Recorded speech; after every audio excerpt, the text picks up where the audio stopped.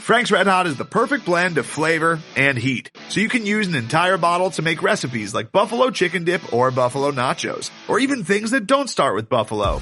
Frank's Red Hot. I put that on everything.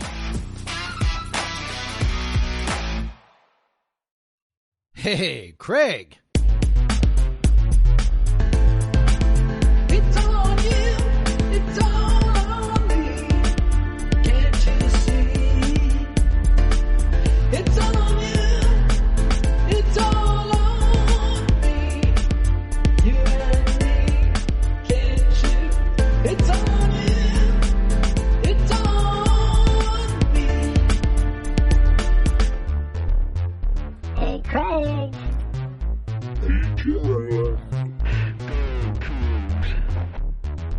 Right or wrong, we don't care. Win or lose, we don't care. We don't care. We don't care. Hey, Jeff. Hello. Bowl fucking eligible. Woo. Yeah, never a doubt. Never a doubt. Never a doubt. Don't listen to the podcast 2 weeks ago. There was never a doubt. Yeah, no, 2 weeks ago we were definitely not wondering if there were 2 wins left on the schedule. We were 100% confident. We absolutely never wavered in our belief. Now, almost just poetically numbered episode here. The Cougs flipped it around on us. That's true. And this is podcast. This is podcast. It's like you're a professional everyone. or something. I know. This is podcast episode. Stop. Well, let the professional work, man. Stop fucking interrupting me. This is podcast versus everyone 180. Episode 180. Because we're doing a flip. The Cougs are good again. Yeah. I'm Craig Powers. With me, as always, is Jeff Newser, interrupting me, trying to do my intro here. What else are you gonna do? But yeah, bowl eligible, 6 wins. Woo! As the football account on social said, 7 years in a row, which, 7 actual seasons where there was full bowl schedules, yes, in a row. That they have gone bowling, which is pretty incredible if you think about it. How many years between 2003 and 2015 there were, 2013, and then another off year, and then 2015, to only have, from that 2013 to 2015 span, only have 1 or 2 6-win seasons. Only one of them that was a bowl season that didn't end in a winning record. Obviously, this could still end in a losing record, but they're sitting here at 6-4. They have 2 games left, 2 tough games, 2 interesting games, I'll say at least. But yeah, it felt really good. Coming into the game, we were talking about all day, like, gonna feel real nervous if they don't get this one. You have Arizona on the road and you have the Apple Cup at home. Like, if you don't get this one, it's gonna feel like this could really spiral out when you were sitting there 5-4 and just needed one more of the next 3. But to really leave not really any doubt, except maybe got a little hairy at the end, and maybe it would have been a little bit hairier if Arizona State's long snapper wasn't kicked out for targeting in the first half. The score would have looked a little bit different. I will say, hey, I predicted 28-21, and maybe if ASU's long I didn't predict ASU's long snapper getting kicked out for targeting in the first half. Yes. They couldn't kick extra points anymore. Apparently not.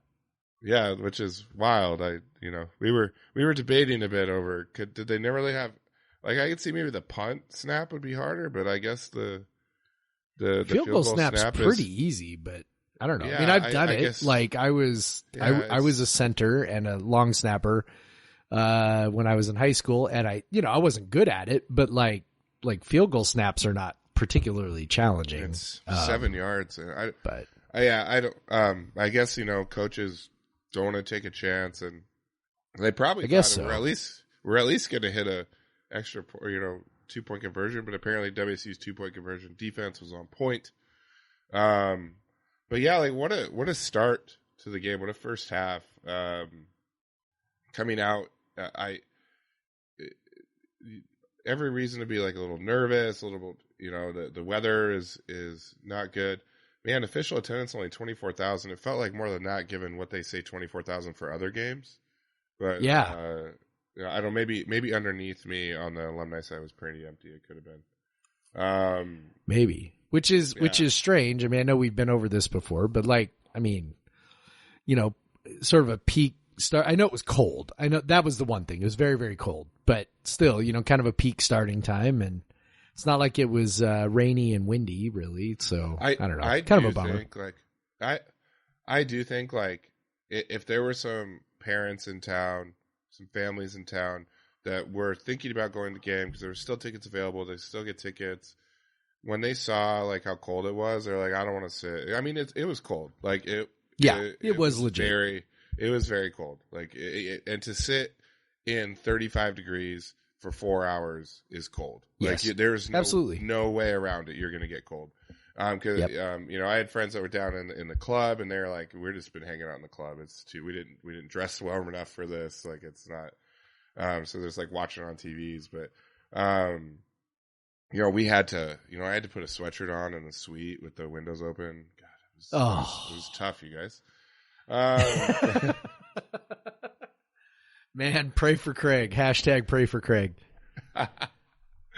But yeah, it was. I mean, it was cold. Like we were tailgating. It was very cold. Yeah. It was legitimately not warm. And I would not be surprised if there was people like, yeah, I can watch this on TV, so I don't really want to go to that game because Pullman was packed. Like there were so many people there. Anywhere you would go, all the restaurants, so that you know, all the bars, you know, Crimson and Gray, and like Crimson and Gray. When I got into town about 2:30 p.m. I made that my first stop, as many people do, because you know, like football, the game that day will get away from you, and so you just want to get that Crimson and Gray trip out of the way. And it was the most insane. Like that parking lot can get pretty insane, but that was the most insane I've ever seen it. So yeah, I was thinking, man, like maybe we'll have this big crowd, and truthfully, from my side, looking over at the students and looking over at the you know, the alum seats over there, like it looked like a pretty good crowd. So I don't know, 24,000. Given that, I think the Utah game they said 21,000, and I would say the attendance was there was definitely more than 3,000 more people there than the Utah game. But yeah, you know, you're starting 12:40 kickoff time. I don't know, but you could see how you know, maybe the players can come out like they know they want to get that bowl clinched, and they want that. At Arizona State, their quarterback we talked about last week has been playing really well, but they really came out and especially defensively early, like set the tone, and they said, no, like you're not doing anything today, and to the point where that quarterback that had been tearing up the last few games got pulled in the middle of the game. Yeah. Well, either pulled or he might have been injured. It was kind of tough to say because he really got whacked on that Brennan Jackson sack. And then he just sort of looked, I mean, he looked terrible before that, but that was pretty early. Yeah. And then he just sort of did not look right at all. Yeah. After that. His interception was real bad. That was that was he just stared, and like Shaw just that was like probably the easiest pick that Shaw Smith-Wade will ever get in his life. Like he would just like stared that thing down, and yeah, it was nice. You know, the only really game that has shooken our faith in this defense is Oregon, but every other game they've made teams play worse than they normally play, or they've just really shut them down for long stretches. And you know that there was some less than impressive. You know that they gave up some big plays in the second half, but the offense wasn't doing them any favors in the second half. No. And so, but still, like this was definitely I think like if you're giving it to one side, like the defense really showed out in this game. And like I said, like Arizona State recently with that new quarterback, he had been playing a lot better, and they really didn't give them anything in the first half when he was in there. Overall, what they were at, I think around 5 yards of play, like right at 5. Defensively, really good defense. We create a turnover, create some really big lost plays. Really should have scored a touchdown on that fumble, if not for an incredible play by Arizona State's offensive line. Yes. To pick that Holy ball crap. up. I think it was the tight end, but he scooped it up with one hand. Yeah. And it was incredible. He just grabbed it. It was the same guy who scored the big rumbling 4th down touchdown. Yeah. And I think that, it's kind of funny. There's those little moments where, Jake Dickert this week in his coach's show talked about how talented Arizona State was. And he's like, honestly, they might be as talented, just pure talent is really anybody in the conference and all this stuff.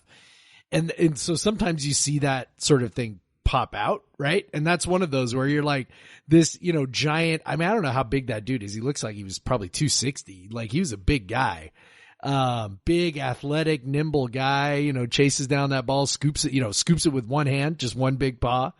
Same guy later who, ends up eluding 3 tackles. I mean, WSU is mostly to blame for that one, but still, it was a great play, that, really easily could have ended up in a touchdown for us. So yeah, the defense was so good. I don't put much, I don't know how much stock to put into the second half, but I'm inclined to really not put any in it. I don't know about you, but it's I just sort of feel like, yes, it happened. Yes, it sucked. It wasn't good. Whatever. But for me, there comes a point where you're at in the season and you're like, okay, we're 10 games into this thing. We know who they are, right? Exactly. There's 2 games left. We know who they are.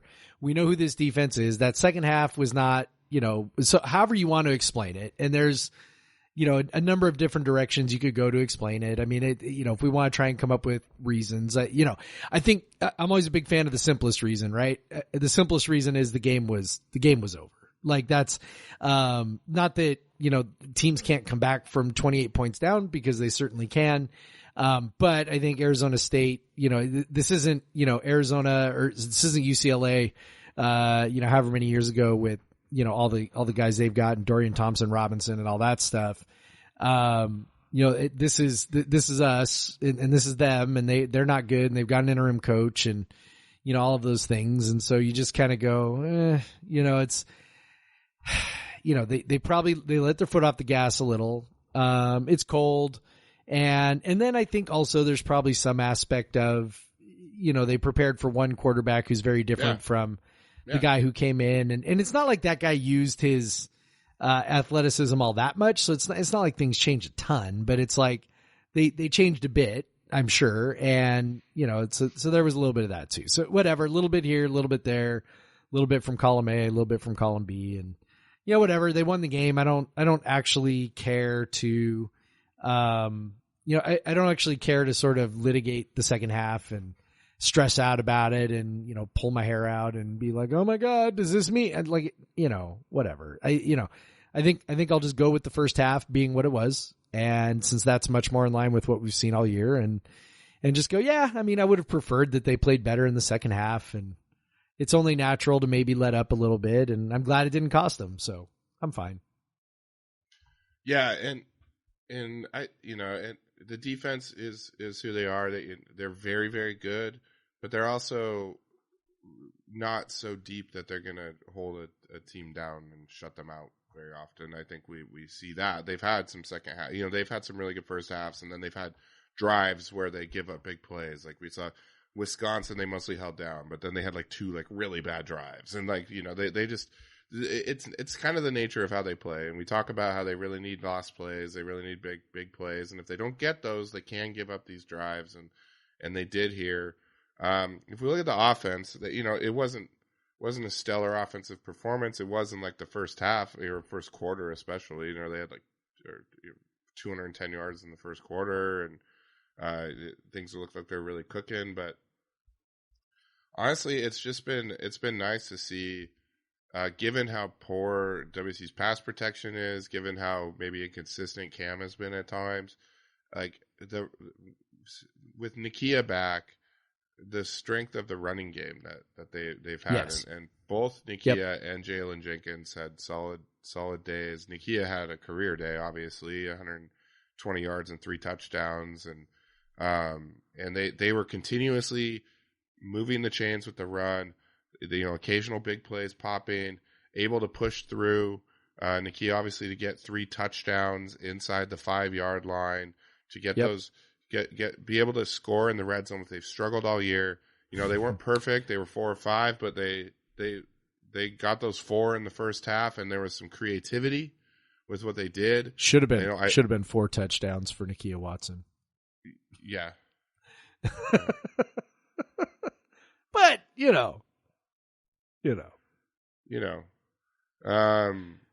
But, but yeah, but the creativity of the direct snap use on a 4, that's another thing we worried about a lot with having a defensive coach, and we've talked about this before, and sometimes I forget if we've talked about it in person or if we talked about it on here, but is that he has not been the defensive coach that we feared. Like he doesn't go for it as much as maybe you'd like sometimes, but he definitely goes for it. Like he could have kicked a field goal. They were on the 2, they weren't on the 1. It's just to go for it in those situations. If they're on the plus side of the field and it's 5 yards or less, he usually goes for it. And that's good to see. It's good to see that, to value, maybe let's get the 7 points here. We have a good play for it. And they had a couple good ones. They had with the Smithson pop pass, and a couple times they used that direct snap to Nakia, and so it's good to see that some of that creativity in the red zone, because they've struggled to get touchdowns in the red zone at times this year, and they really put the game away in the first half because they closed on every opportunity they had. That's part of what makes the failed 4th down play seem so weird, though, because it's like, okay, so you got all this creativity, you got a sledgehammer at running back who they haven't been able to stop, and then you run just like a straight slant to an outside receiver who that was wild, is not really known for great hands, as he demonstrated in the rest of the game.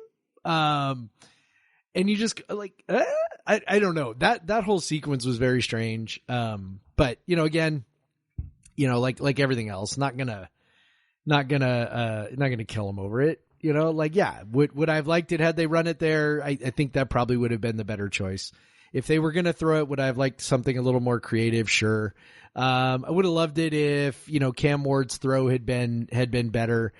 On those, I don't know. Like I have a hard time placing blame, in the sense that I don't know if Ward made a bad throw. I don't know if Nunnally ran the route a little bit differently than what Ward was expecting.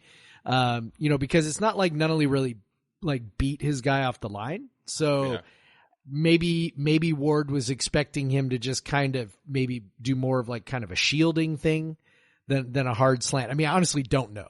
Right. So could have been Ward making a bad throw. Could have been Nunnally running an iffy route, whatever. But the bottom line is, it was sort of an odd call, right? All the people who hate, the fade, right? The goal line fade, and they freak out about goal line fade. I mean, that's basically the same thing, right? Because it's a single read route.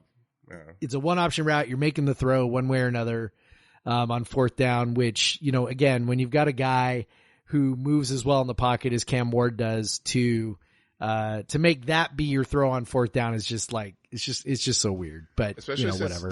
When they have throw, that they've kind of tried to give Cam the opportunity to get on the run a bit, and so he can. Well, they do a little misdirection or something. Try to get the defense moving. Maybe Ward scrambles, rolls out, whatever. Yeah, this was step back and fire a slant, and I don't know, man. it was. I can think of about 4 other receivers I'd rather have running that route. If that's what we're gonna do.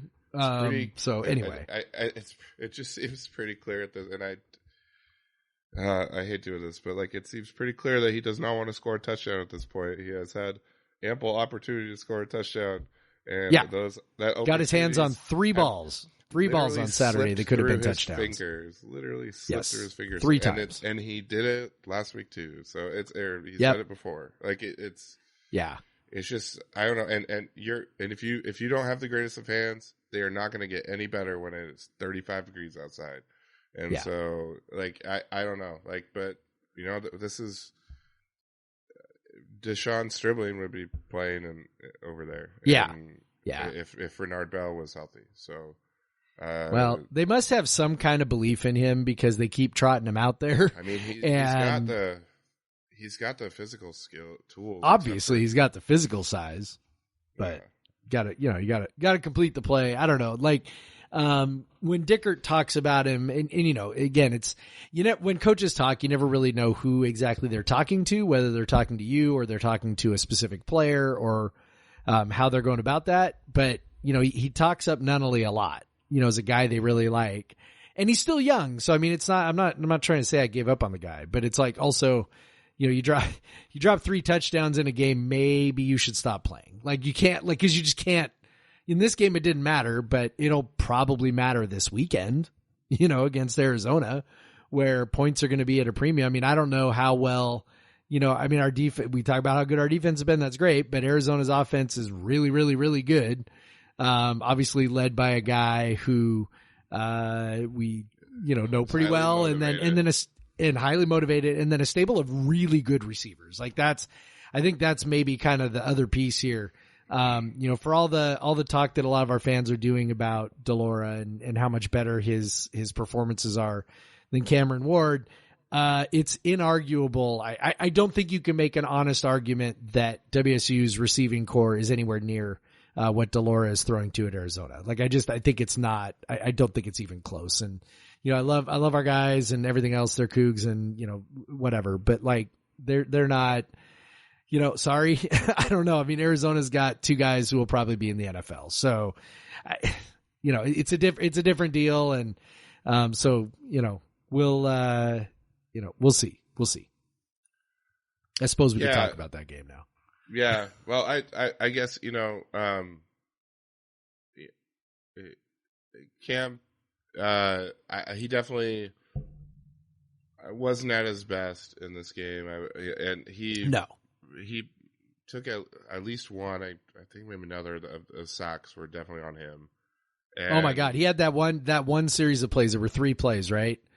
Like what was the first one was like he like made a bad throw. Second, I'm trying to remember the first one. First one was, I think, an incompletion, not a bad throw. Second one was, you know, he overthrew it, an easy touchdown. And then the third one was like he scrambled himself into a 15-yard sack or something. Yeah. And it was like, holy shit. That was like the second half in a nutshell. He was definitely off kilter in the second half. And man, when he gets off kilter, it can look pretty ugly. Yeah. And so that's I mean, at this point though, like you don't, he can't, like he's shown better at times, but like I think like WSU is, you can kind of see how the play calling trend. I mean, definitely the influence of being up so big for the entire second half impacts the rushing numbers, but to have 28 rushes from running backs, that's a pretty big deal. Like that's quite a lot versus, I guess 40, 40 or so passes. The running has really just been more effective. Like now, if we do want to transfer Arizona, I have to say again, I would have had the score exactly right if Arizona State's kicker and Arizona State's long snapper did get hurt. So close only counts in horseshoes, hand grenades, dancing. But I also know a lot of people who had WSU either 9 or 9.5 who were very happy that ASU didn't kick any extra points in that second half. Count me as one of those on my fake gambling, but definitely people that had hundreds of dollars.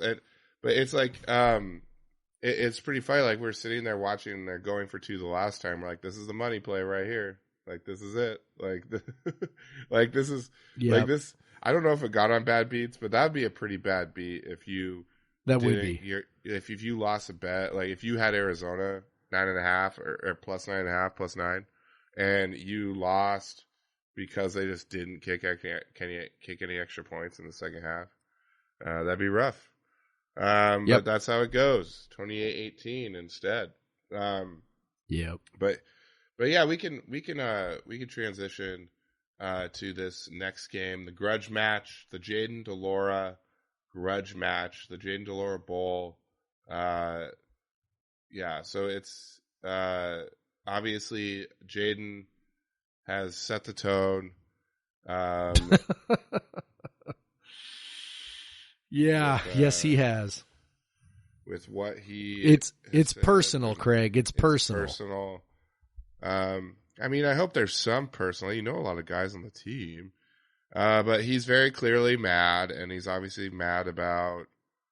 You know, I think you could read it however many ways, but I think he's mostly mad about what happened to Rolovich, because I had a lot of discussions. People were asking because they're watching him beat. We're at the Cougs and watching him beat UCLA, and people are like, people start questioning. Again, Cam hasn't had the best of seasons, and people are, how do we let this guy go? It's like, well, I'm not sure if he ever was going to stay, to be honest.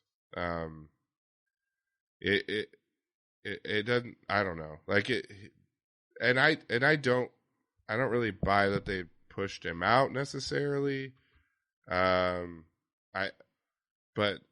I don't know if he was ever going to stay. At once Rolovich left.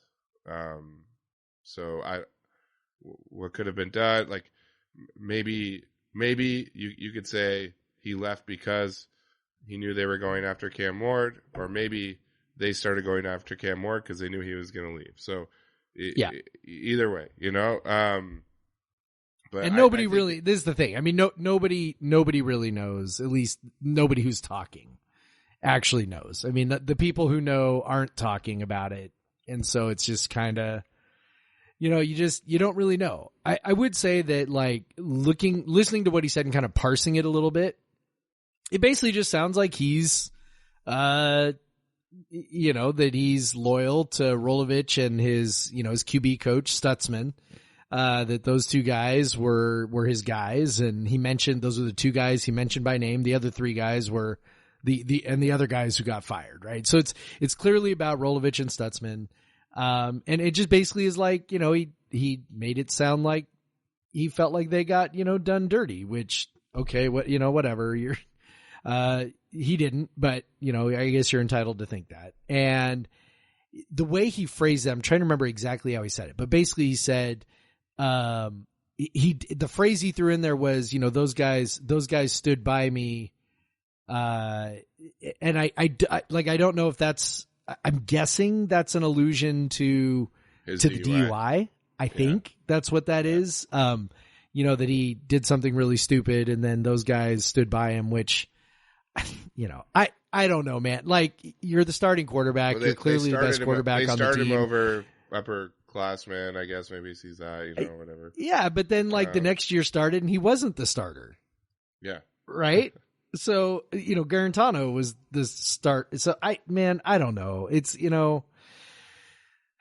whatever. If we both, I think I can speak for both of us on this. We both have been sort of conscious about not trashing him on the way out, where it was like, okay, look, great. He's going to Arizona. We got Cam Ward.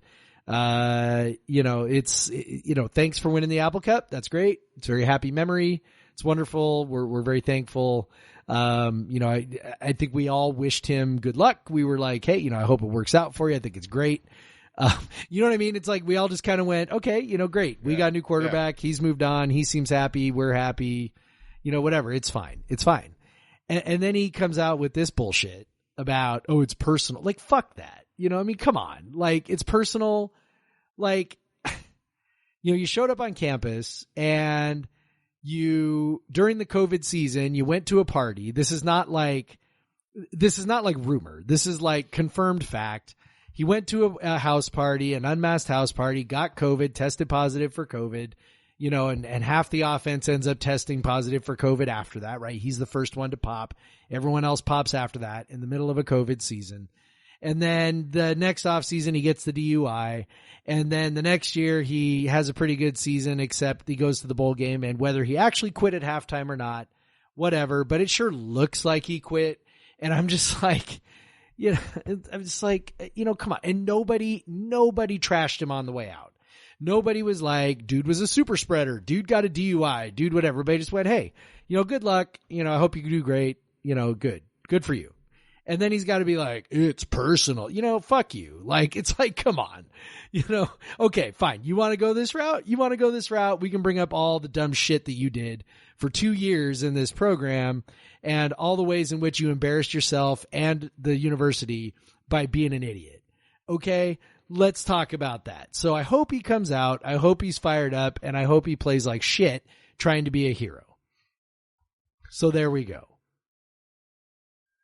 And, if Brennan Jackson wants to get loose on a backside free runner again, that'd be fine.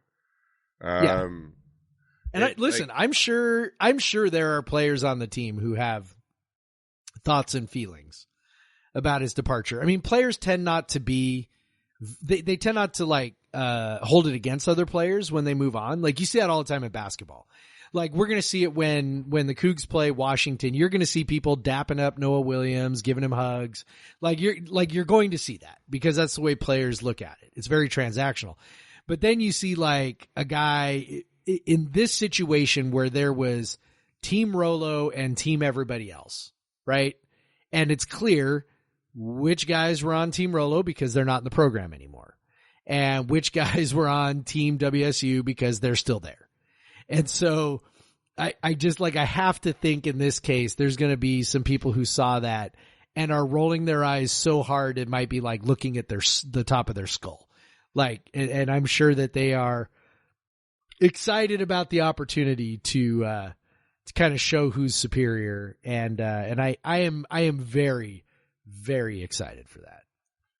And then, of course, Nick Rolovich is tweeting again. Oh God! Because he apparently loves that everything Elon Musk is doing with Twitter. Just tremendous work. Oh yeah, tremendous work. Of course he does. But he says, is the game sold out? Arizona football, asking for a friend. I love someone said it's Arizona. The football games never sell out. Of course not. Yeah. But somebody else posted like a StubHub listing for a $9 ticket or something. But I have to give Jeff O'Neill some credit. He quote tweets it and says, "Remember that time you got de Laura hurt by asking him to punt?" Yeah. Yep, that was a good one.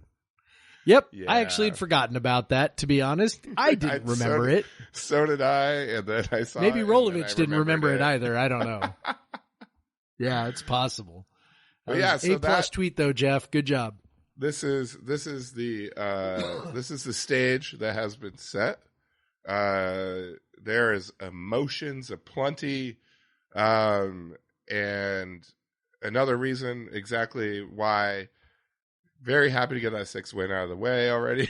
Yes. And yep. But it was funny watching Arizona UCLA on Saturday night, and just the kind of just you almost forget watching Jayden de Laura is 100 miles an hour at all times. Yes. Watching him play quarterback is just yes. Everything is going he's looking at maybe a 20-yard loss, or he's gonna spin out of that sack, and this is gonna be a 40-yard touchdown. It's just feels like every single play is like that, and it was this is fun to watch. I think it might be more fun to watch it when this player's on another team a little bit. Yes. But yes. I forgot how stressful that was, but it's fun when he win an Apple Cup and stuff, and he poses when he gets a first down. We love that stuff. But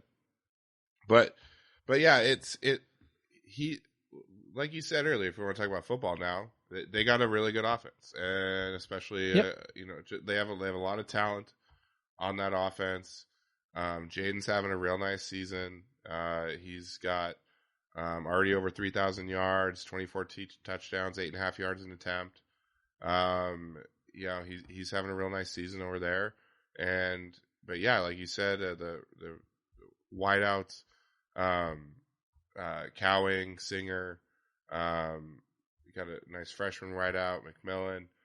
They got a lot of dudes that got one guy's almost at 1,000, another guy will probably get to 1,000, or hopefully not.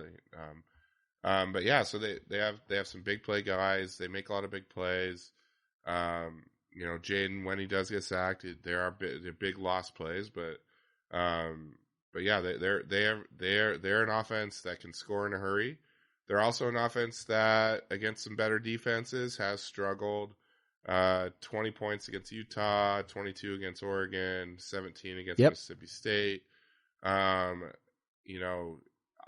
It's part of the reason why the offense at WSU is so frustrating this year is that there are a fair, although WSU went through a lot of the good defenses, there are a fair number of terrible defenses in the Pac-12 this year. UCLA, great offense, not so good defense. Washington, great offense, not so good defense. Southern Cal, even even though WSU had only 14 points, that was probably more WSU than it was Southern Cal. But Cal's defense is terrible, and Colorado's defense is Wolfian, and there's just so many bad defenses they played. I don't want to say that like totally mitigates what they've done, but it does a little bit. The fact that WSU will be probably one of the best like 3 defenses they played all season. Yeah. And so that's that if you want to have something, if you're playing a really good offense, it's averaging 31 points a game, but that WSU typically holds teams under their points per game, and they typically hold teams to their like second or third, first, second or third worst point output of the year. So there is a chance that a good chance that WSU can mitigate what Arizona excels at in this game. Because if you remember, when WSU was points on both sides of the ball, when you and I would preview these games, when it was like Gordo's season, you always wanted to play.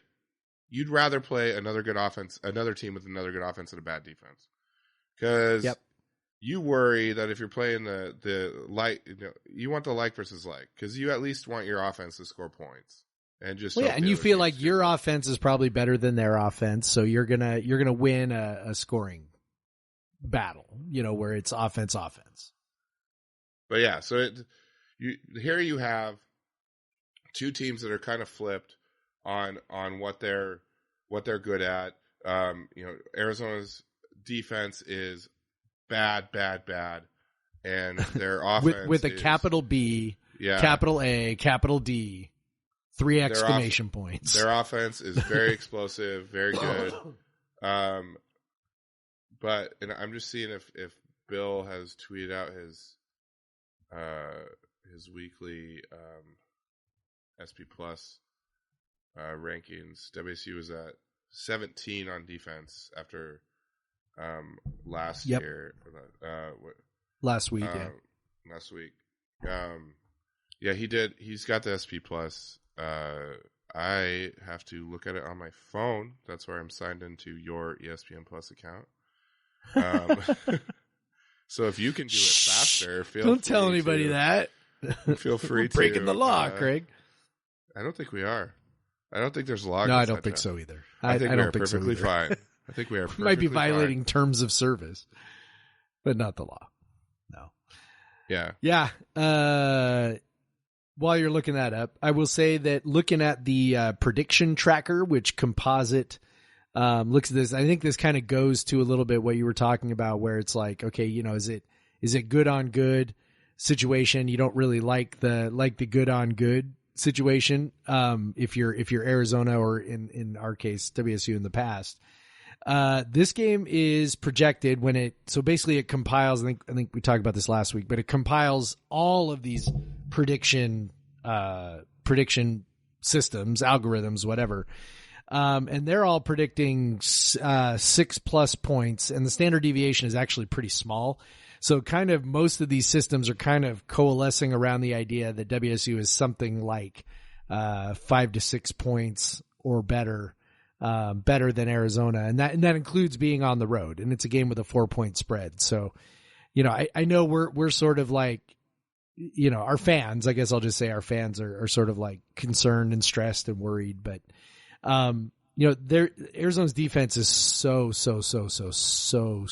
bad, like so bad. But and I know that it's tempting to look at it. Our and go, offense they were okay against UCLA. Yeah, but they've made some really, really bad offenses look really, really good. Sure, that's the thing. Like it's okay. You can say like, yes, our offense is bad. No doubt. Our offense is bad. But you look at, okay, they gave up, let's see, 40, they gave up 20 to Colorado, which is a lot. They gave up 49 to Cal. They gave up 28 to North Dakota State. They gave up 39 to Mississippi State, which is a good offense. And then, of course, the teams they've played more recently all have good offenses, but it's 49 to Oregon, 49 to Washington, 45 to USC, and 45 to Utah. They did hold UCLA to 28.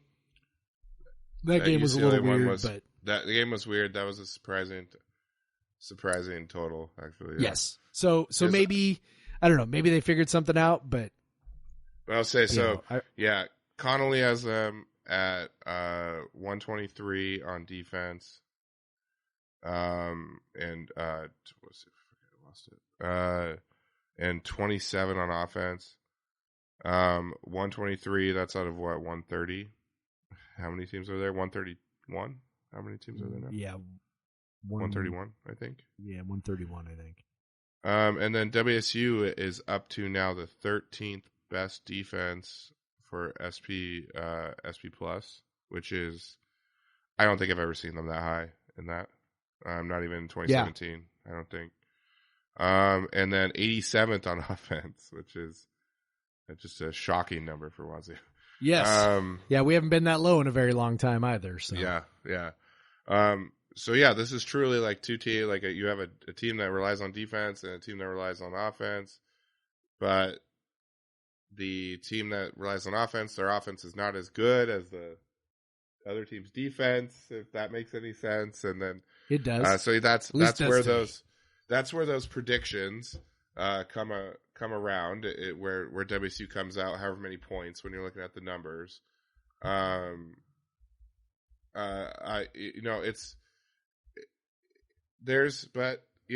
Given, I hate to say it, I don't want to jinx it, but like the WSU secondary, particularly the corner, particularly the corner, has been playing really well. Yeah. Shaw Smith-Wade is an NFL guy, it looks like at this point, honestly. Yeah. And then Derek Langford's been playing pretty well. He's getting a lot of opportunity. Because people aren't throwing it at Smith-Wade. And they're playing a lot better than they were.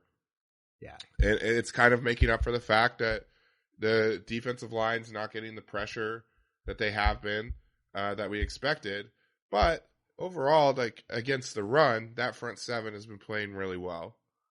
And it's especially in like non-garbage time, I could say.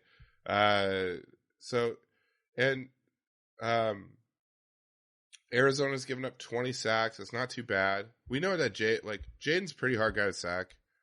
When he does get sacked, they are epic.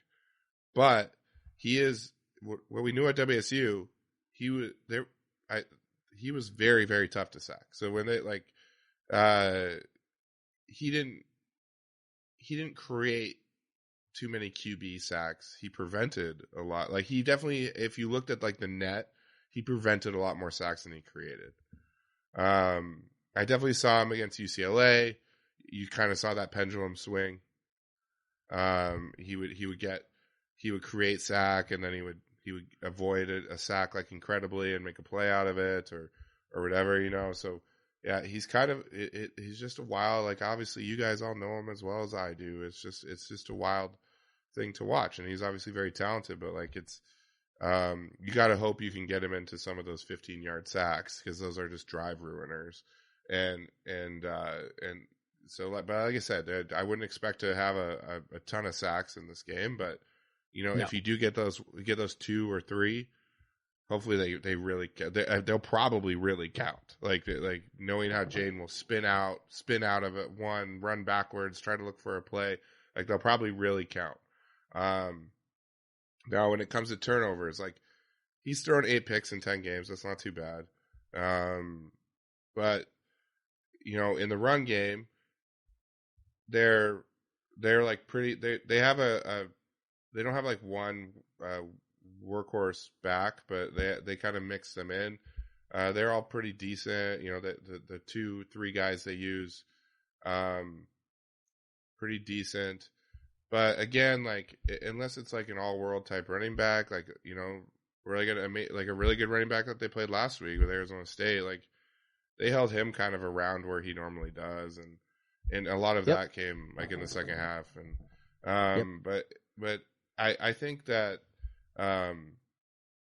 there's opportunity for the defense to slow them down, and how much do they need to slow them down? Well, is Arizona State's defense worse than Stanford's? Yes. Are they worse than Arizona State's? Yes. So can we expect them to score between 28 and 55 points? I mean, it wouldn't be crazy to expect WSU to score 30 plus points in this game. So what does WSU's defense need to do? It needs to hold Arizona under 30, which other defenses have done. And especially the better ones. So there's a possibility here that's where you're doing this like mental math. Like now that they are on the road and the effect of Jayden de Laura's emotions could go either way, honestly. For sure. Could go either way. What I do think will happen is exactly what you said. He will try to play some hero ball, which honestly he always does anyway. He'll try to play a little hero ball, and I will say he doesn't take that many like risky throws. It's just kind of what he does in the pocket, like when he runs and stuff. But maybe he will take a few more risky throws in this. Maybe he will be trying to make a play that's not there. Maybe he will end up making that play. Hopefully those that turn out to be negative plays for Arizona, and this kind of amped up emotion he's going to have will work against him and work for WSU, and that's what we're hoping. It honestly, it kind of sucks. Like my daughters, we're taking her to that honestly one place for her birthday on Saturday at 11, and I'm gonna have to watch her on DVR, so I won't get to experience it. Every time I'm like, this is the last time I'll get to experience a live event on Twitter. Maybe not this time. Don't text. Jeff, officially, do not text me about the game on Saturday, please. You got it. But either way, by myself or with other people, I'm excited to watch it. It's kind of an intriguing game. I'm really glad that WSU is not hunting for bowl eligibility still, because that takes a little bit of pressure off. That's why we always like to get that before the Apple Cup this year. Get it before the last 2 games. Thank you. Don't want to deal with that stress. But totally. If we were just taking this game without that sort of context, WSU should win this game. Like it just based on what they're good, the strengths of each team and the talent on each team. WSU should win, and that's kind of where I'm at. So whenever we do our score predictions, which are you ready for that? Ready for score predictions? I am, sure. Yeah, we'll do our score prediction. I'm going to pick with the head and not the heart. I don't know about you, Jeff, but you can start us off.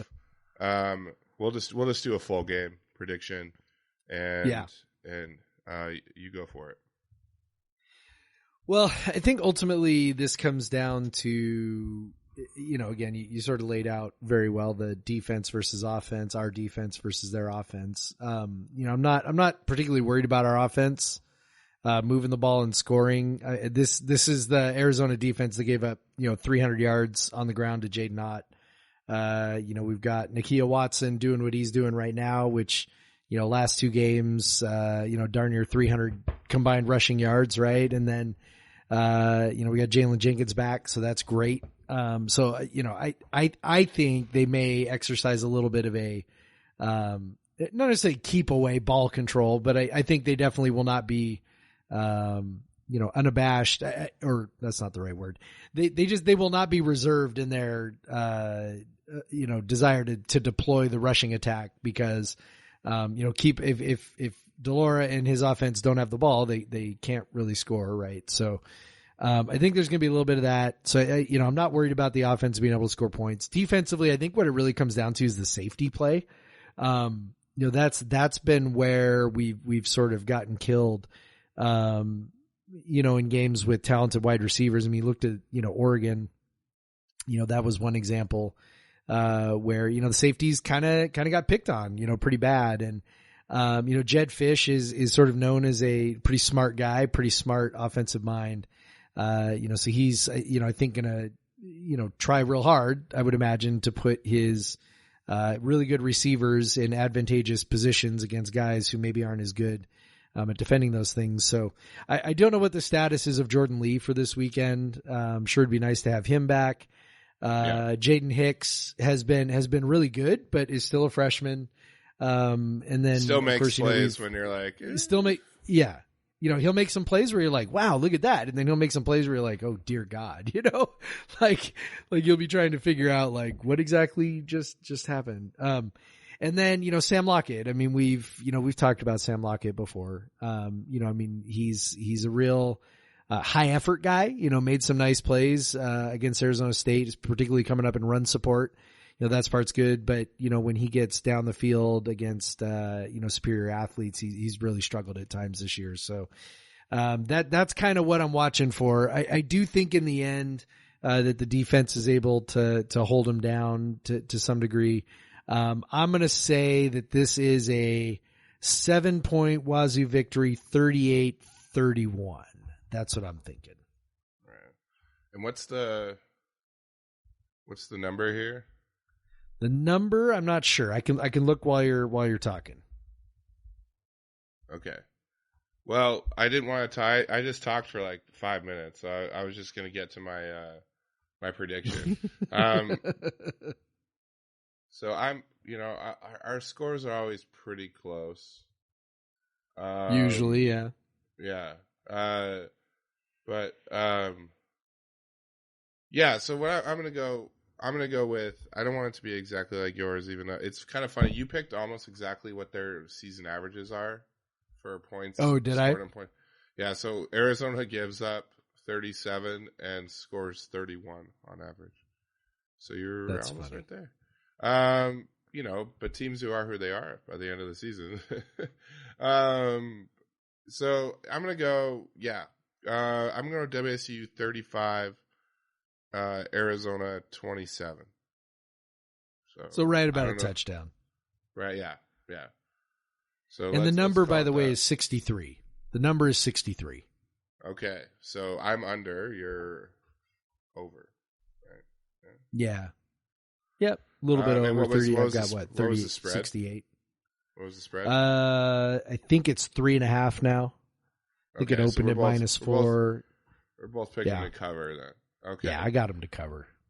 Yeah. Okay. But don't take my advice. Don't blame me.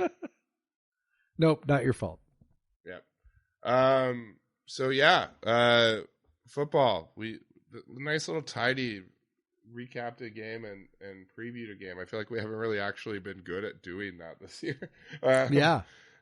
So we even got our prediction in. I know we're so professional. We are in late season form here. So let's go ahead and take a break. We'll come back. Worst of times, best of times for the men's hoops. Talk about women's hoops. Talk about volleyball. After the break, come back and listen.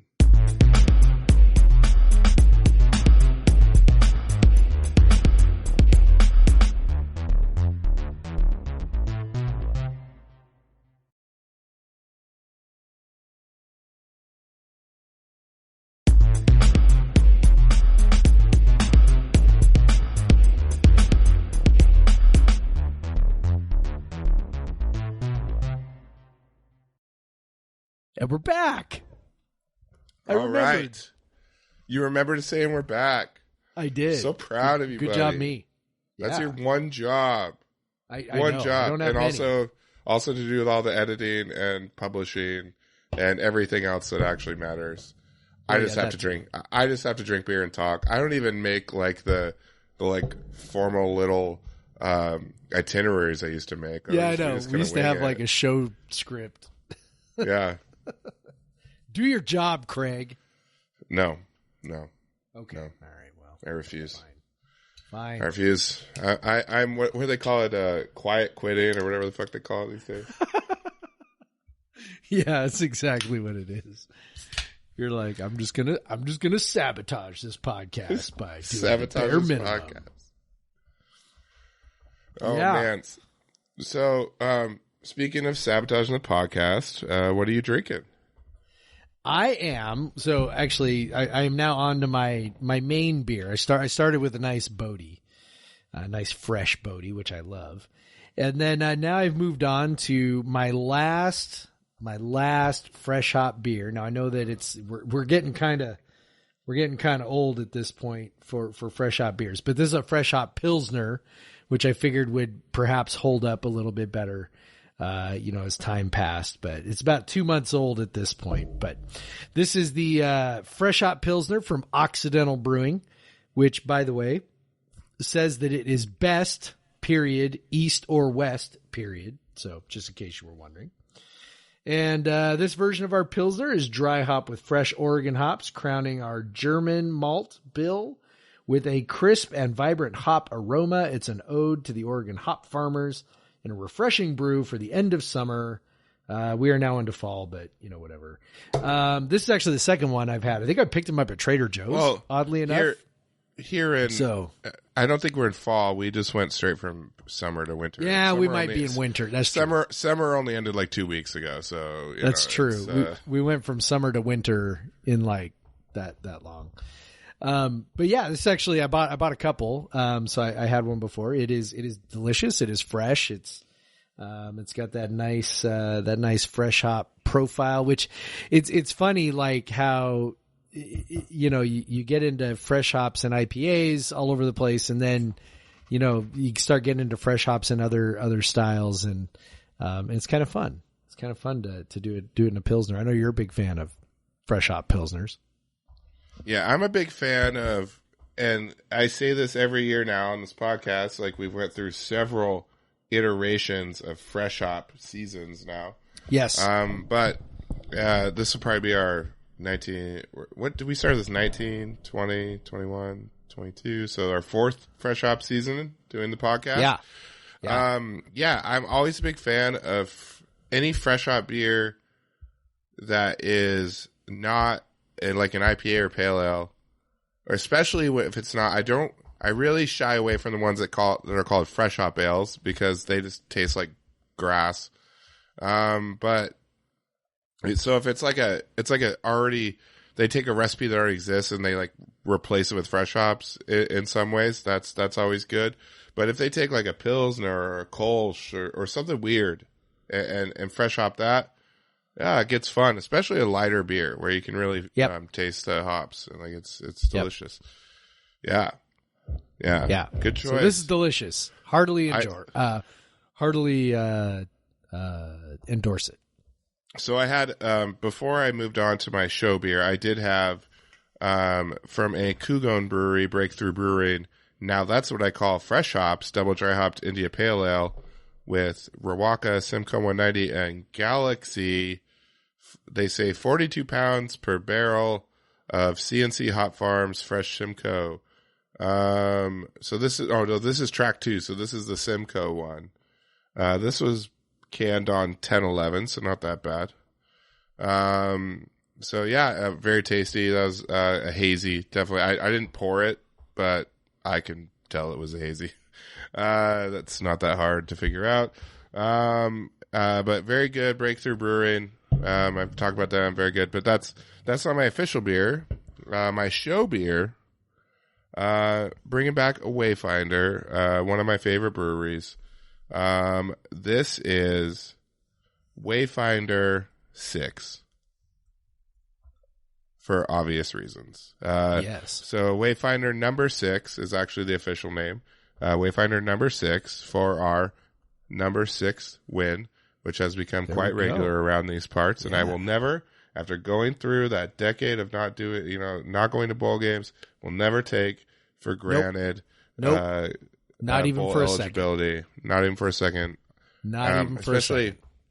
The WSU program has gone through multiple coaching changes in the last couple of years. To still come out of that with 2 consecutive bowl appearances after that, that's just a bit of program stability that this program has rarely, if ever, had. So it just feels good to be able to. So I did go back and kind of look, just quickly scan our historical records and kind of see, okay, what's our, because for a long time, like, you could have a winning record but not go to a bowl game, right? Because we make a big deal about the bowls. So I went back and looked, and I'm like, okay, do we have like a run of winning records, regular season winning records that just didn't result in bowl? No, we did not. like we did not. Our best run was that, as near as I can tell, before this run of winning, at least 500 records in the regular season. As near as I can tell, the best one was that is like 3 years, which was it looks like a couple of different times, including that 3-year 10-win run in the early 2000s. Other than that, I think I found one other stretch where they had a winning record 3 seasons in a row. So yeah, this is completely and totally 100% unprecedented, and I'm with you, man. Bowl games are fun. I don't even give a shit I want them to win, but I'm also like, whatever, if they don't, and I just, I don't get too invested, unless it's a really big deal. Like the Alamo Bowl I was pretty invested in for, I think, obvious reasons that year, but every other bowl game, it's like, whatever, man. It's just another opportunity to watch the team play, and I don't take it for granted, man. I think it's awesome. Yeah, absolutely. And, it's cool that you saw in the locker room after the game, they had these shirts that said bowl bound. Absolutely celebrate that shit. Yeah, like, honestly, kids love it, man. Said, like, WSU, it has almost doubled its all-time bowls since 2015. Like, it's And there was a long stretch before that where there was 1 million bowl games that they were not going to. Correct. And, they did have that this was not automatic. 2006 season where they went 6-6 and didn't go to a bowl game, and they're probably one of the last teams, honestly, to do that, at least in a power conference. Yeah. But after that, like, there was many years that they could have went to a bowl game and were nowhere fucking close to it. And just to have that be like the bare minimum for what we're looking for every year, it is amazing. And even in this year, it felt like in this year and last year, they just didn't feel like it was going to be like any sort of guarantee. And so it's fun. And even 2 weeks ago, the way we were talking, like, it didn't seem like a guarantee. And the fact that they just went out and basically beat the shit out of 2 teams that they should have, that we didn't realize they should have, but there's kind of a very clear, like, delineation of teams in the Pac-12 at this point, and we're kind of in this, like, middle one with probably Oregon State and maybe UW got to jump up to the next one because they beat Oregon, I think UW's probably in that next one after beating Oregon. Yeah. But us and Oregon State probably, although Oregon State probably tell us they're in the next one. But then there's just a lot of. The only thing that separates us and them is they beat us. Otherwise, everything we've done is pretty identical. So and given like we talked about the difficult schedule, like they had maybe the most difficult conference schedule of any team, at least in the North, and just to get through that and have 6 wins with 2 to go. Very impressive. Very excited. Number 6 is nothing spectacular. It is basically a Wayfinder's version of a premium lager, like it's Wayfinder's version of Rainier or Budweiser or whatever you want. Probably more closer to probably Bud Light but it's fun. I like to drink it. I went. Every week, I'll go and get beers. I'll often go to Tacoma Boys, and I've seen they've had like 6 packs of number 6 for for every week I go back, they still have it, or they're getting new shipments. I don't know. And I'm just like, no, I'm going to wait till we have 5 wins. Hopefully, if we have 5 wins and I'm going to Pullman, I'm gonna grab a 6-pack of that beer. I'm gonna take it to Pullman, and then we can drink it after they win. And I was sitting there, and I was like, I know I shouldn't tell BA, because how superstitious he is, and so our scientist friend who has to have the most logical arguments about everything. And is the most superstitious person I know. WSU fan I know, especially with football, especially with WSU football. Yes, absolutely. So I sit there and tell him, like, if we win, I have a special beer for us to drink. And he said, like, why'd you tell me that?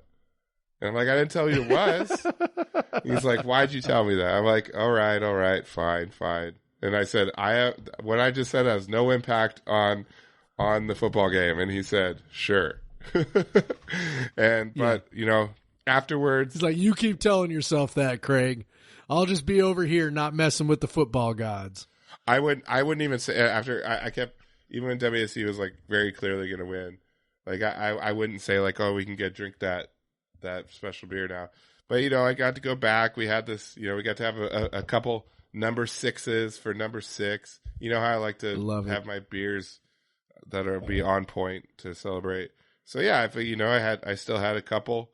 So I got a couple here next to me for the rest of this podcast to celebrate that 6th win and bowl eligibility, and continued WSU football program success since I've been a season ticket holder. Loving it. It's that's obviously correlation and causation. So. There has not been a season that I could attend that has not been a bowl season. Every single season, 2015 on, that's when my first season as a season ticket holder, when I moved back west, moved back to Washington. Every year has been a bowl. It's been a lot. There's been a few devastating losses, but there's been also a lot of wins in Pullman. A lot of fun. It's been fun. Yep. It's been fun, and I will never take it for granted. We saw some terrible shit. We launched a blog and some terrible shit. And now we get to talk about winning football more often than we talk about losing football, and that's fun. Yep. But enough about the actual games that are happening right now, because WSU once again picks up a hell of a commitment with a hell of an offer list at a position that WSU has just never done this before. Kyle Smith and John Andershek and the rest of the staff, unbelievable. We're here. Unbelievable. It's like it's over and over again. So I do you know how to say his last name, or I don't want to butcher Ruben? It's okay. Chinyelu. Yeah, sure. So another big man who is from Africa, which obviously WSU has created kind of a pipeline, if you want to call it, but really a culture of making those athletes feel, those people feel comfortable. So, but kind of the one of the things that jumps out to you after the last 2 big man commits, kind of where they got guys over big programs, Andrame and Mo, they're skinny guys, maybe need to go on the 5,000 calorie meal plan when they come into Pullman. Yep. But this dude has a Pac-12 body, 6'10", 240, 245. Like, already you just look at the pictures of him. He's already got, he even makes like Deshaun Jackson look small. Big guy already. And, looking at beating out, Kyle Smith and John Undershek's good friend, Todd Golden, at Florida to get this kid, Tennessee, a top 10 school right now. Rutgers, also a very good up and Very program. good school right now. If people don't know that, Yeah. like people may not totally know that Rutgers is actually like really good at basketball right now. So yeah, big deal. Yeah, and so to get him to come to WSU, I mean, it's just a testament to what they've been building, and really the culture they've been building. This is directly tied to them bringing in Fa, bringing in Mo, bringing in Andrame, bringing in TJ Bamba, guys with either that are from Africa, have are kind of like first generation, or even if they lived in the U.S., they also lived in Africa for a time. So this is you're not just pulling these kids out of, this isn't where we're their only Pac-12 offer, we're the only Power 5 offer, which WSU has had in the past. These are guys who have interest from schools, like interest from legitimate other Power 5 schools, tournament schools that all three of those teams go to the tournament. Even Rutgers recently went to a tournament, and then Tennessee and Florida. Their basketball programs with much bigger pedigrees than WSU. Yeah, I mean Tennessee's been a top 5 program for a couple of years, like they top 10, top 5. Like they've been really good. And shout out to Smith, giving John that call out in the press release. Yeah, because really, friend of the podcast, John Andershek. John is traveling to Africa more than you probably think, and he's on the definitely phone. More than people probably think. He's on the phone with these guys in the in the middle of his night, in the early hours.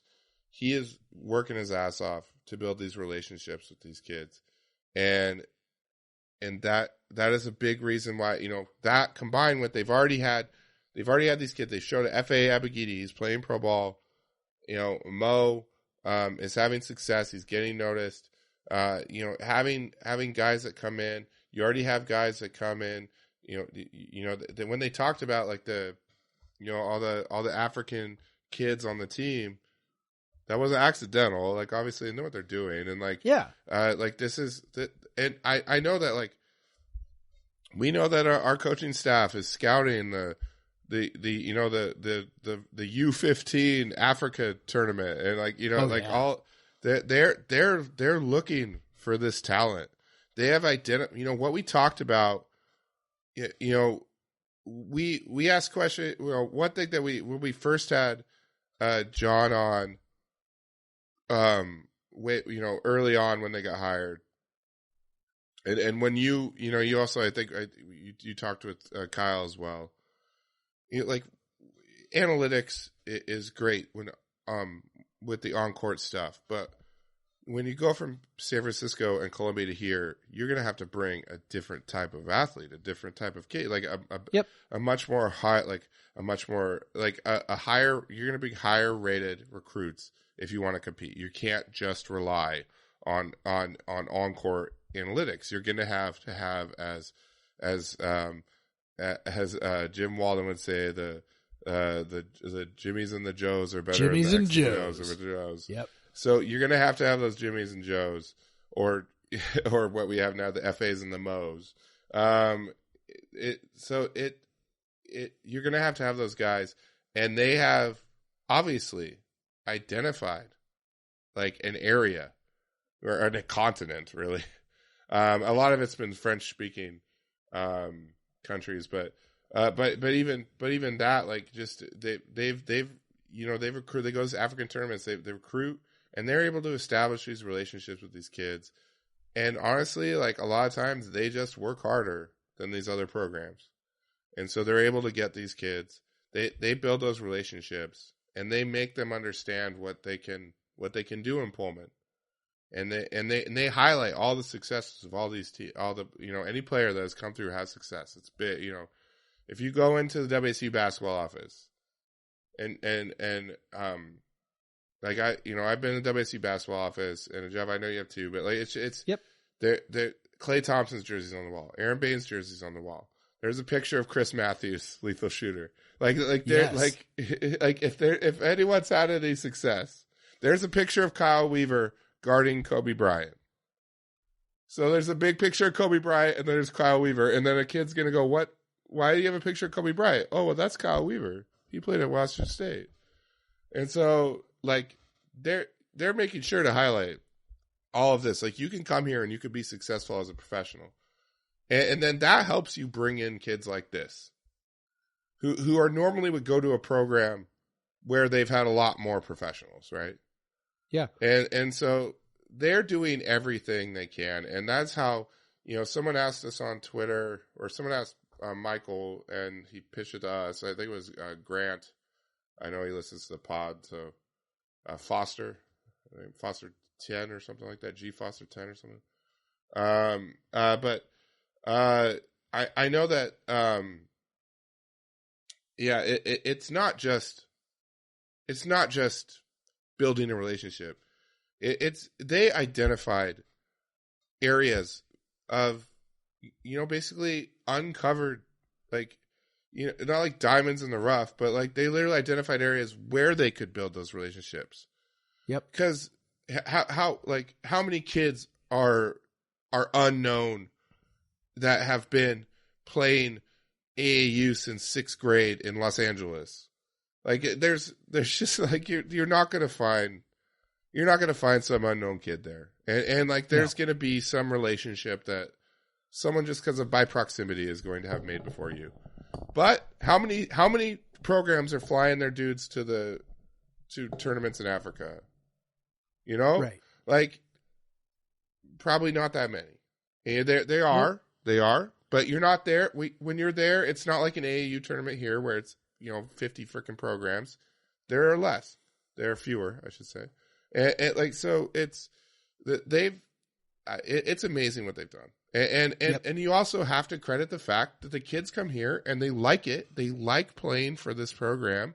And so those kids become your recruiters. Like, I write about, I spent a lot of years writing about HR things, and what some companies I talk to, they want to make sure when people leave their company, they have a good feeling about the company, and then those alumni of their company become like a recruiter, because they'll literally send them like, "Hey, you should work for that company. I did like working for them." They had their reasons to leave, but they still liked it, and so it's the same thing with these players. Like, if they want to say, "Hey, yeah, you should go play," and honestly, if that dude looks like you, that dude has similar background to you, that carries so much more weight, especially when you're going to a rural area of the United States. You're going to be far from home no matter what you do, right?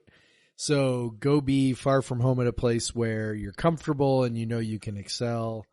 Yeah, it's absolutely. At this point, WSU has this pipeline of kids from Africa who feel comfortable playing for this staff, and they know they'll be taken care of. And it's become a virtuous cycle, right? Where, guys are, you're getting more and more and more guys that way. It's exactly what we talked about before, which is like that as you said, they're not going to go down to an AAU tournament in California and like find some under the radar guy, right? And they're also not going to compete against other top programs in that environment either.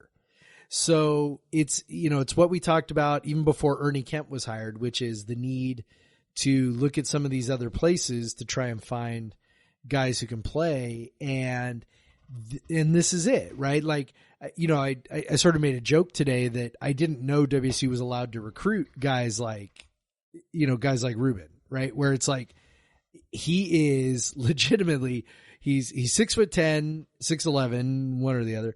He's athletic, and he has a body that's ready to play right now. Now, his offensive game, as Bryce detailed in his scouting report, not really refined, still pretty raw. Like a lot of these guys from Africa, pretty new to basketball. Fine.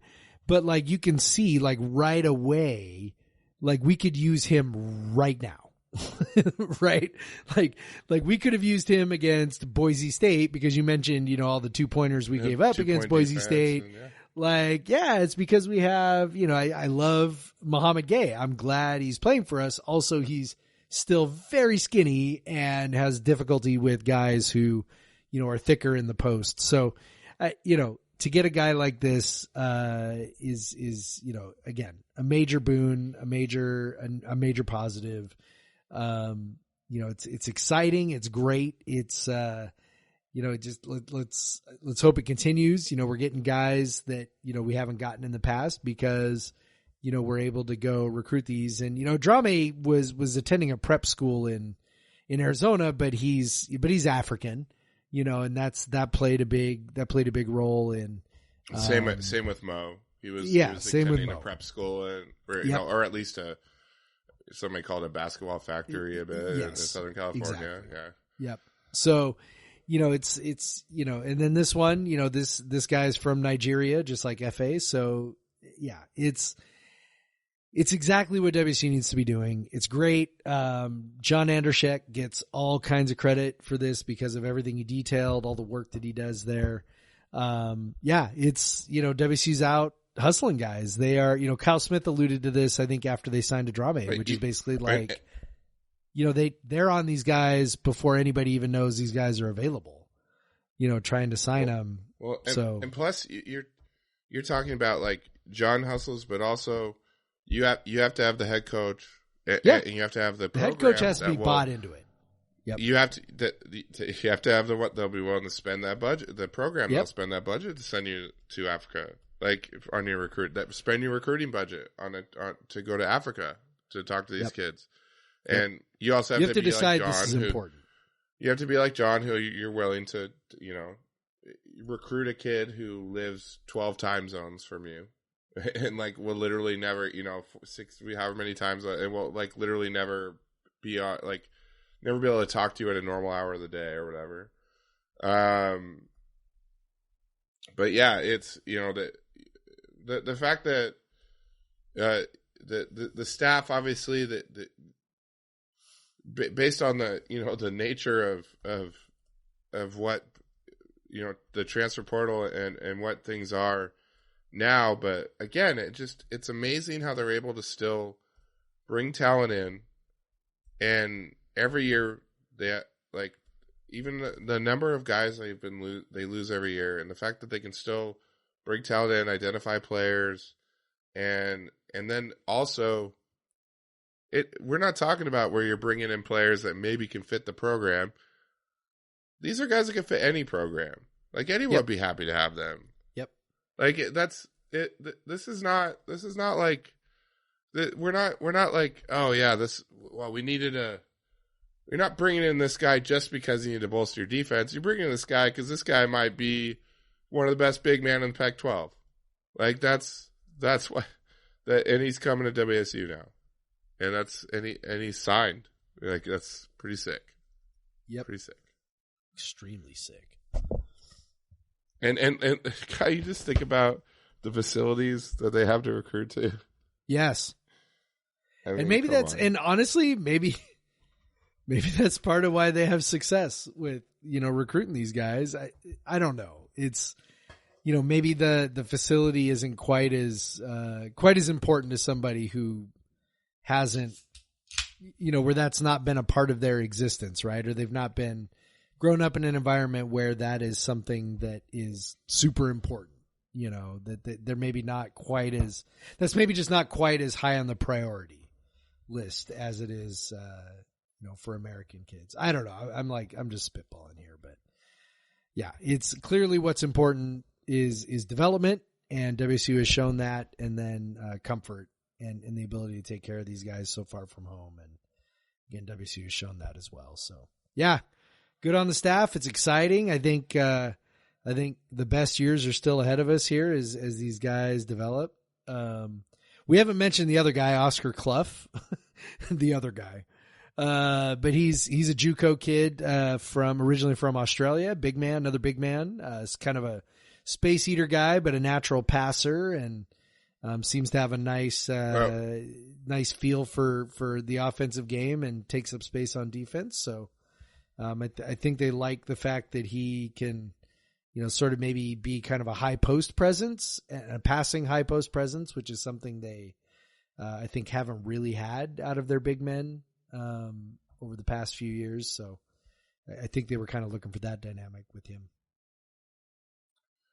Absolutely. And yeah, you're looking at I think deep down they want to play two bigs at all times. So yep, I think so. They're trying. I think that's their so preference. if they bring in a guy like Ruben he's a freshman, but definitely has the body to play right away. And then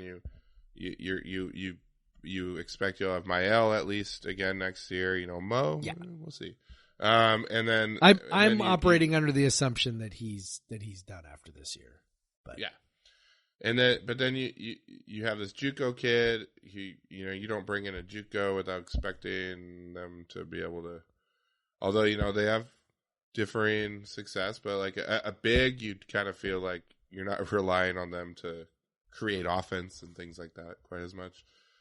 So maybe if they can just fill some voids where you see you're able to play two bigs more often and stuff, because I know they like doing that. So yeah, it'll be honestly, as we've seen, like this is not the end of the recruiting season. No. Nope. Nope, it's not. I would anticipate, there will be some guys who go out. I would think at some point they'll land. I would guess that if they end up needing another guard, like Justin Powell moves along, as I think everybody's kind of expecting, they'll need to add a guard. I would guess it would probably be another transfer. But the bigs, I think they felt like there was really a need for bigs there. You lose F.A. and Deshaun. Who knows if Deshaun comes back? I certainly don't know what the situation is there in terms of whether he'll play again, but it seems a little ominous. And so I think that, going and getting two bigs sort of tells you where they're at with that. Mo's probably gone. You've still got Adrame. You've got Mael, and then you're adding two more bigs to the mix. So I think that does tell you kind of what the situation is there and how they view the bigs. And then, with the guards, hopefully they get a chance to have some guys stick around, develop some chemistry, develop together. Maybe you bring in, somebody to replace Powell, and you feel like you can actually maybe build something. I know that's a little, it's maybe a little bit of an antiquated notion given, everything the way the rules are now, but, I think maybe that's kind of what they're trying to do. Yeah, exactly. So I guess we can, now that we're 52 minutes on the second. Rapid fire on the rest of this. All right. So, the Cougs women, so they're still undefeated. They won a couple games this weekend. They also played Prairie View at home and won easily. But the big win this weekend was they went down to San Francisco, played a true road game. Yeah. And found themselves trailing by 15 at half. But then Charlize Ledger-Walker decided to score 24 in the second half, and Bella Maricatete decided to score 14, I think, in the second half. So they came back and won that game. Pretty awesome. I think Charlize finished with 35 in that game. And then they come back and have a much easier win over Prairie View on Sunday. Also, I should say what we're really excited to see was the game that Tara Wallach had against Prairie View. One thing she's really struggled with, you see the talent that she has, and just the size and to be able to move and the skill with the dribble and her shot looks good, but she just hasn't been a good finishing. But put up 20 points, 8 of 10 from the field. Love to see that. 5 boards, 5 assists. Kind of showed off all her skill set there. So it was nice to see Tara Wallach finally have kind of one of those games. Yep. Because I really think like she's going to be awesome at some point. It's going to happen. The She's San gonna be Francisco awesome. announcer kept calling her Tara Wallace, which was funny. Yes, That yeah, guy was really awful, but it was still pretty funny. So, but yeah, she looked really good. I think the other person who has been kind of a bit of a revelation is Tahina, right? Am I pronouncing that correctly? Yep. That's how she's the announcers from. pronounce it. Yes. So, and I'm drawing a blank on exactly which country she's from, but I know she's from Kosovo. there you go.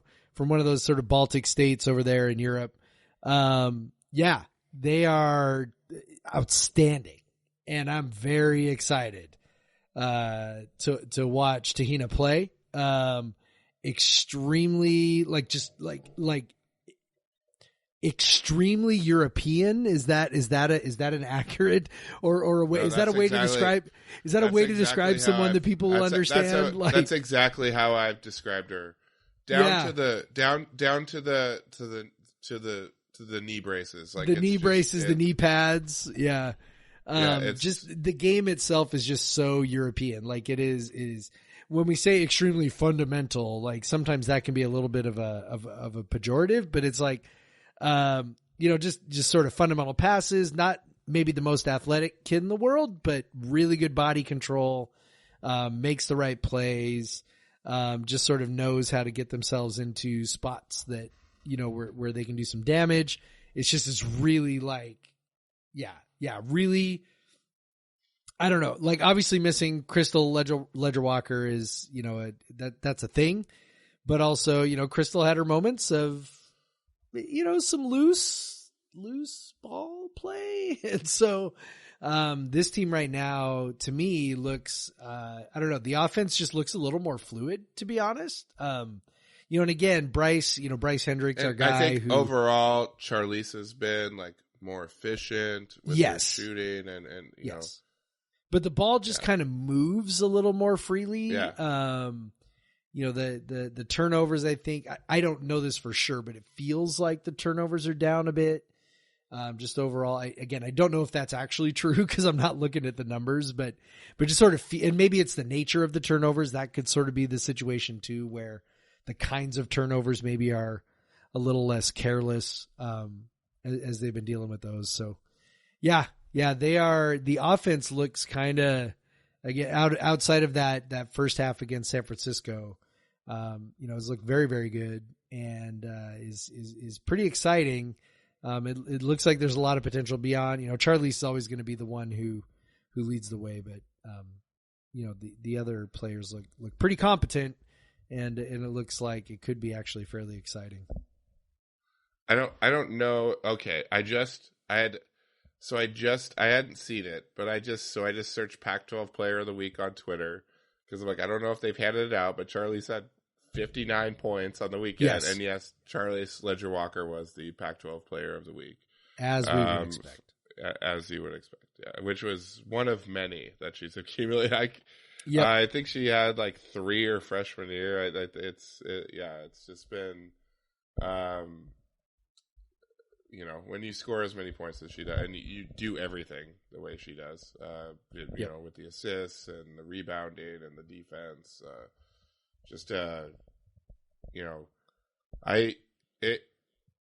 I'm just starting to call her the greatest basketball player in WSU history at this point.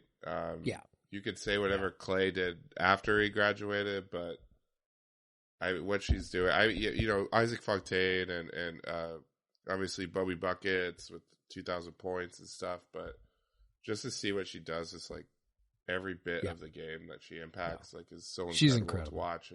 And you can't, and you have to associate the rise in the program with her. Like it's hard not to, given that she came and then we went. She's the main tournaments, driver for sure. Yeah, she's incredible, and I mean, I'll never stop saying that, even though anyone who listens to this podcast knows that. But anyway, so we're rapid fire with that. And then the volleyball team did exactly what they needed to do if they want to stay on track, potentially, maybe host in the tournament.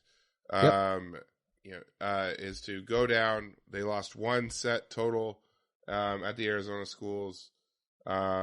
Just swept Arizona State, lost the first one against Arizona on Sunday, then came back and won the next three.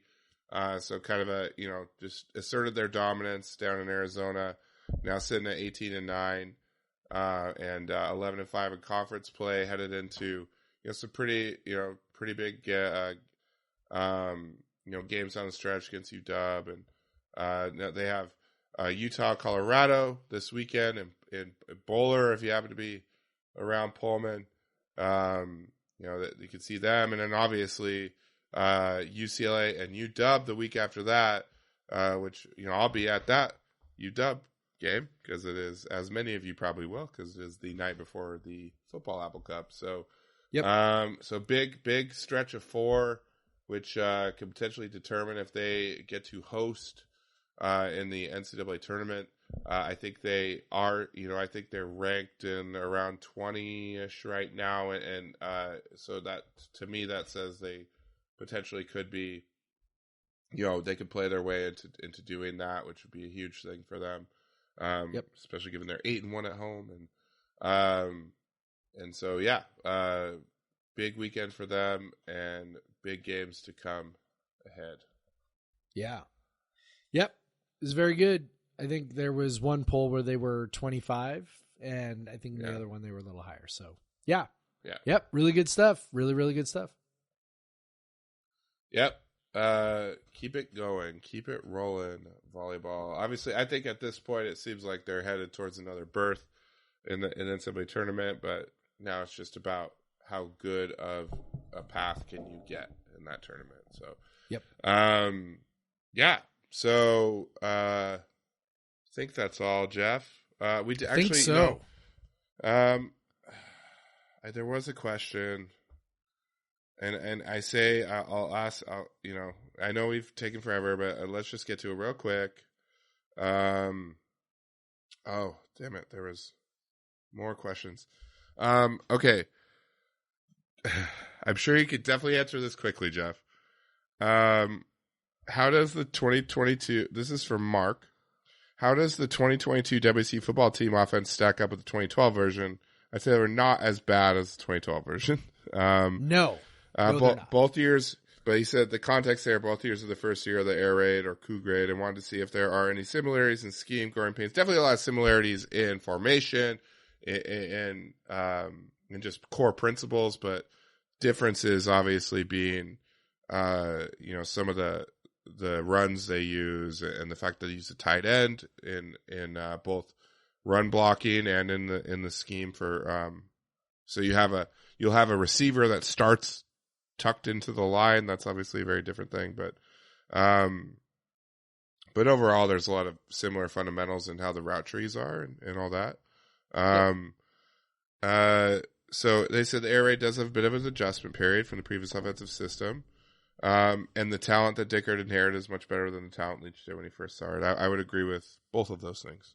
Yes. And so that gives me a bit of optimism to next year, if we can fix that offensive line. And then Brendan had some questions.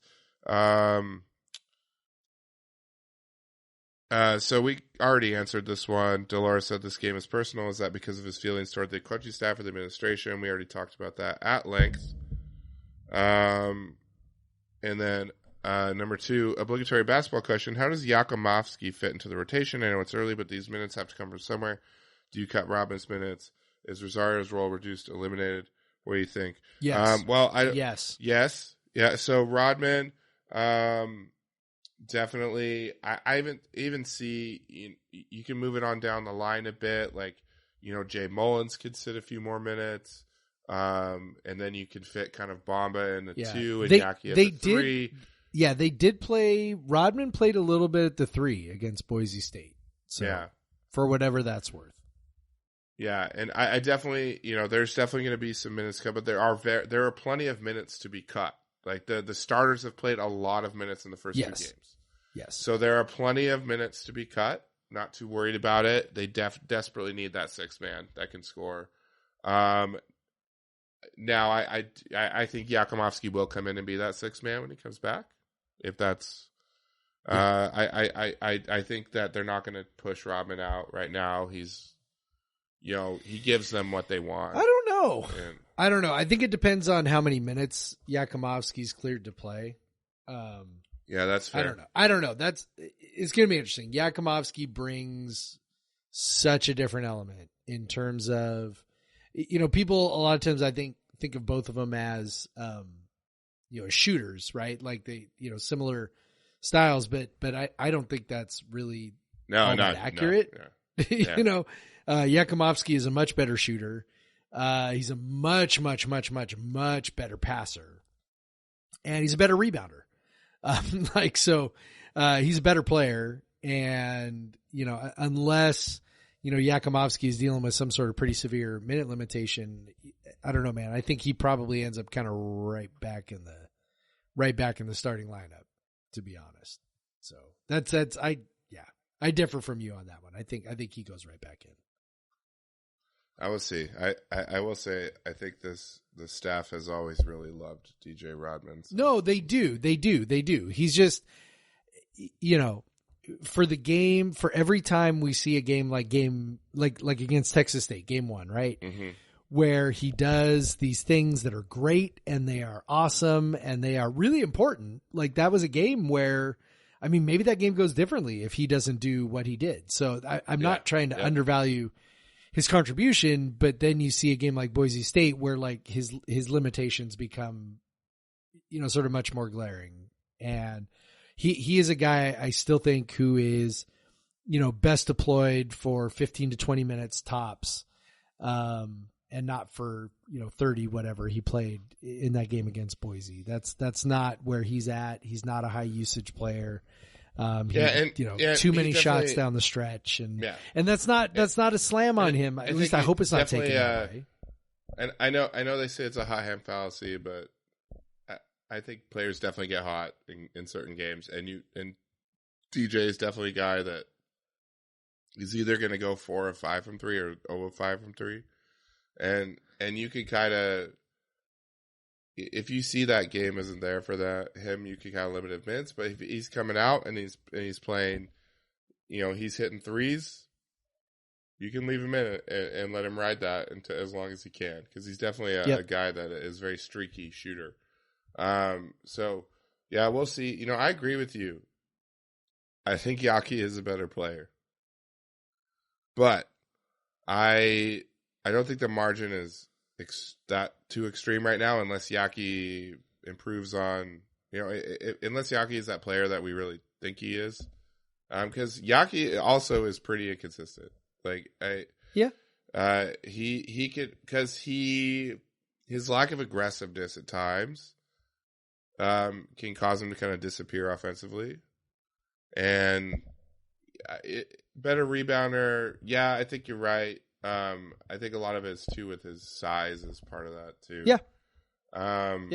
Rodman, I think probably a better one-on-one defender. If he's guarding like a stretch 4, I don't know. But also, I think Yaki's improved quite a bit in that area to the point where it's not as big of a difference as it maybe once was.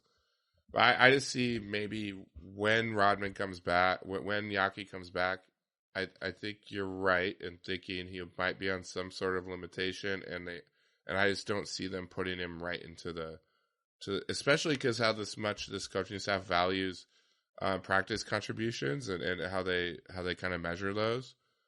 I think like Rodman would have to lose the job or you lose the starting position over Yaki taking it back from him. That's what I guess. That's possible. Yeah. And, I think they probably like that he got 12 rebounds, and although he is turning the ball, in that expanded offensive role, he's turning the ball over more than he ever has in his life and like all that stuff. And so, and suddenly his 3-point percentage doesn't look very good because he went 0 for 5. And so, like what you said, if he comes back and he has, Yaki's hopefully coming back by Oregon, so there's a couple more games. We'll see what Rodman has and see what the thing. And yeah, we didn't answer that quickly because it's a basketball question, and we are physically incapable of doing that. But yeah, those are our questions. Thank you, Brendan and Mark, for sending in questions. I appreciate it. If anyone else wants to send in questions, podcastversuseveryone@gmail.com. That's VS in the middle. And yeah, I'd be happy to answer them even when we're already almost 2 hours into the podcast. Because, we don't record a short podcast around these parts when basketball starts. And if you want to find me on Twitter for however fucking long that lasts, I'm at the Craig Powers. I will never be paying for Twitter Blue, so you may just not be able to see my tweets at some point. And Jeff will not be paying for Twitter Blue either, so he is at Pod versus Everyone. At Pod versus Everyone. And I will, honestly, if Twitter shut down, I could see myself posting more on Instagram and TikTok, and you can find me at Craig W. Powers on both of those. And maybe Jeff will too. Jeff, you're at News Coug, right? I am. NUSS Coug on Instagram. Maybe we'll have to have someplace, or maybe we'll figure out another way you guys can chat with us. So yeah, I don't know about this Mastodon. We're too old for this shit. We're not gonna figure that shit out. Yeah, we gotta figure out a new thing. I'm too old to figure out a new thing. Yeah, we are. That has passed us. We might have to have one of the youths teach us. I don't know. Some of our youths have very kind of old souls, though. I don't know how much they can teach us. And I don't think Emma gives a shit about Mastodon, so I don't think she's going to teach us. But yeah, that's how you can find us. Please, if you're into this, whatever hour and 50 minutes that we're at right now, almost 2 hours, please subscribe. Give us a 5-star rating. You obviously like it. So thank you for listening. And with that, I'll say, Jeff, go Cougs. Go Cougs, Craig. Black Lives Matter. Black Lives Matter. And get yourself boosted. Boosted up. Or vaccinated for the first time if you're a former Either one. Washington State football coach. Yeah, you can still do that.